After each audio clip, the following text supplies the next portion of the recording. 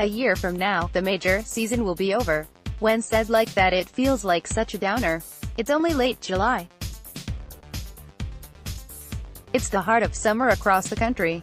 Golf season is just making the turn. At the same time, the PGA Championship, which will move to May beginning next year, as part of a larger revamping of the PGA Tour schedule, has always felt like a bit of an outlier among the other majors, the others seemingly carrying more weight. Some of that had to do with venues. Bellerive, Atlanta Athletic Club, Southern Hills are a few that come to mind. Some of it a lack of cash, a green jacket, claret jug, and national championship simply have more. Some of it the hodgepodge of winners, Keegan Bradley, Sean Michiel, Rich Beam to name a few. And, well, someone's gotta be fourth. Now the Open Championship will be fourth, at least in terms of chronological order on the calendar. The oldest of the four majors, it can more than stand on its own as the anchor to the major season. In fact, it probably adds more to the drama because it is the final one, said Ian Baker Finch, who claimed the claret jug in 1991 at Royal Birkdale. From their perspective, they don't lose a thing. Indeed, think about the exciting final round from Carnoustie in the context of it being the climatic Sunday of the year's major season.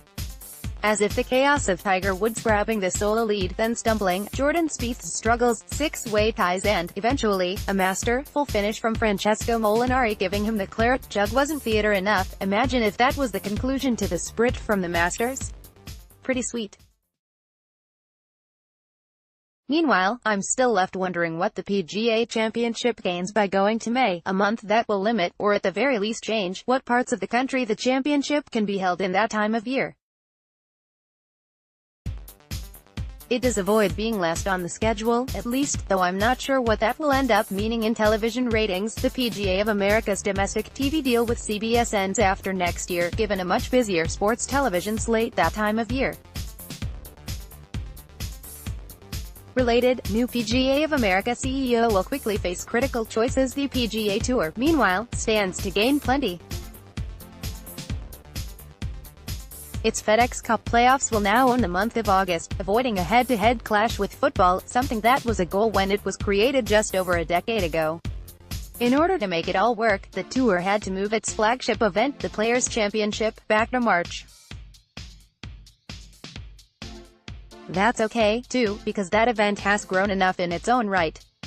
It's not a major and will never be confused for one, but it will be the first big event of the year on the calendar, a few weeks ahead of the Masters, though there is some question as to what it will do to the rest of the Florida swing with such a packed golf calendar of other significant tournaments that early in the year. No one loves change, but when you look at trying to make a product better, change is necessary, Zach Johnson said.